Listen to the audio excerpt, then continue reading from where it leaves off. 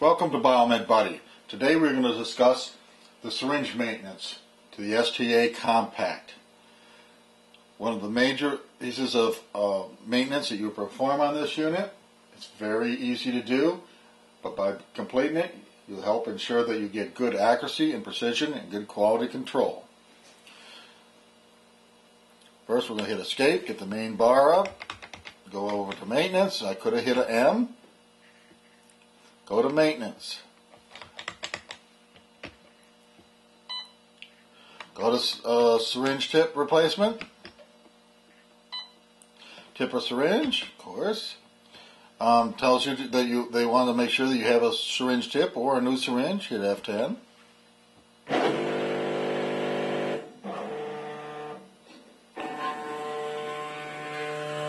The unit is going to go to home, so the needles are all over the wash well.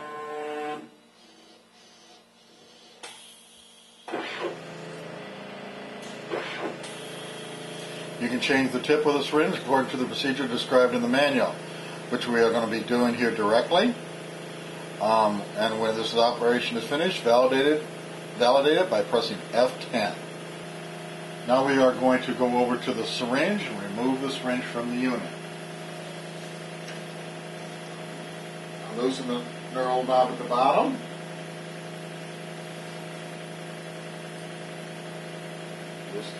Loosen the knurled nut at the top, being careful not to break it or drop it.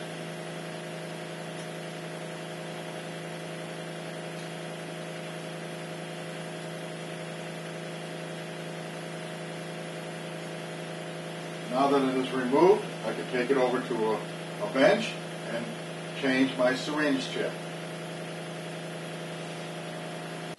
The syringe is one of the most important maintenance items that you can do to ensure you have proper quality control results and good precision. It is the number one thing that most field service engineers are going to look at when they come onto the site to see what your percentage is. Again, number one problem for quality control or precision is the syringe. Now, the syringe is very reliable. It will last you for years. I disagree with replacing these once a year.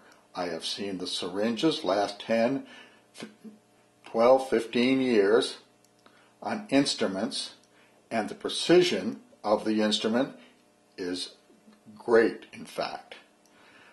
Now, there are a couple exceptions on how a syringe becomes defective, and we're going to talk about them here.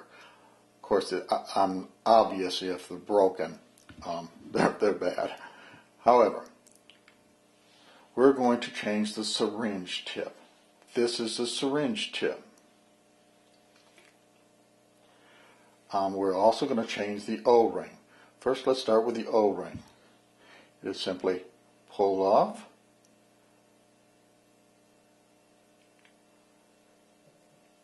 And since it's a new O-ring, we're just going to put it right back on. And sometimes you might need to use some sort of wooden applicator or something if it's stuck on the bottom. But it's, for all practical purposes, it's as simple as that. Now we're going to change the syringe tip. Pull the rod out. And there are three ways I'm going to tell you to change that tip. The right way. Take your fingernail, put it underneath this tip, pull.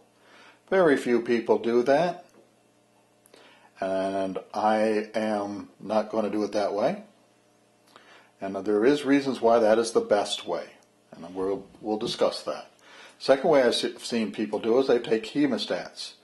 And you can use hemostats to do it. I will tell you need to be real careful because there's some damage that you can cause, which is why we're having this discussion. My way, I went to Lowe's and got these wire strippers, and they have little holes in them, so that hopefully I avoid the problems with the hemostats. And of course, I use the biggest hole and try to grip it, and I pull straight out and remove the tip. Now, I'm going to clear off the rest of that little junk.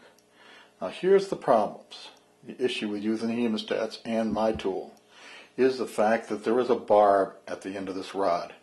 That barb is what keeps the syringe tip in place so that it does not come off inside the syringe.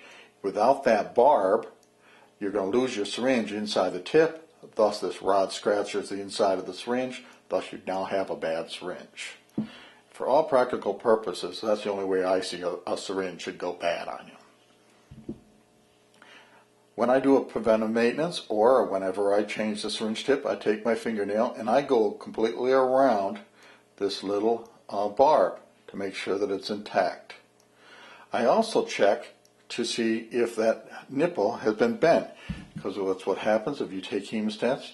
You have a tendency to bend the end of this rod here, and thus you'll get an uneven wear of your syringe tip. I am going to hold up the scraper to see if you can see that the change, that one side, that how that it is bent. Okay, now keeping in mind that I would not put this back on like this, I'm going to continue to do my syringe maintenance. I'm going to take a tip. All I do is reverse it, put it right in the middle on a hard surface, and push. My syringe tip is now in place. Okay, now that it is in place, you can probably see the bend that I'm talking about a little clearer.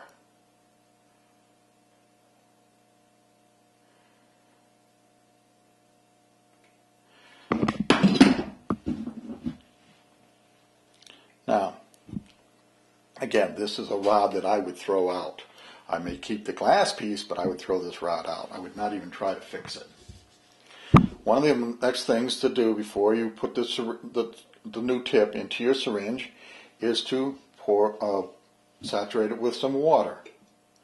This is extremely important because that will give it some lubrication, so that you don't use up the syringe, wear it out prematurely. I also fill the syringe. This is just my technique, and I've been doing it this way for too long. I try to fill it so that I have no air bubbles. I have not seen air bubbles become any issue. As soon as it goes through its priming cycle, the air bubbles are taken out. But this assures that I have water inside, so that I don't again prematurely wear out the syringe tip. And there you go. I've now replaced the syringe tip. Now that we have completed the syringe maintenance, we're going to reinstall it on the instrument. It's relatively simple to do. Take the syringe, put it in position, tighten the knurl knob at the top,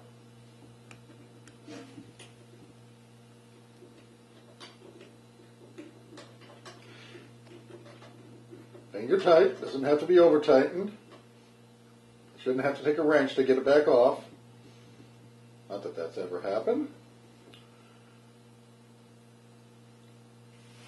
And here's where I think people make mistakes. I don't know that, but I think this. They go down and they tighten the knurl knob at the bottom. I am not going to do that. You're certainly welcome to. But what I believe happens is that when they tighten these down here, they're actually tighten them, and I'm over-exaggerating it, at an angle. So you got a fixed spot here and a fixed spot here, and then when it pushes the syringe up, it breaks it. That's the only reason I can imagine how a syringe breaks right there. Maybe it breaks because people turning the barrel. I do not know. Bottom line, when you replace it, when you put the syringe back on, tighten the top. Leave this one loose is what I would recommend, and then hit your F10.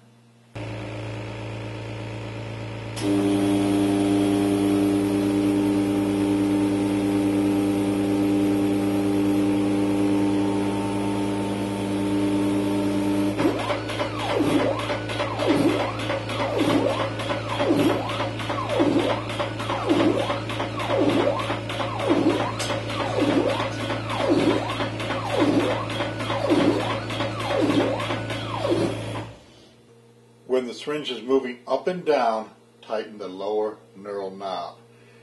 That way it's kind of letting it seat itself in the right position. And again, that does not have to be overly tight. Going back to unit, we have now completed the syringe maintenance, so we essentially want to exit and return to the main screen. At this point, if you go to the status screen, go to the systems, and you can see my syringe maintenance is now at 100%. Thank you very much for attending this session with Biomed Buddy on the syringe maintenance.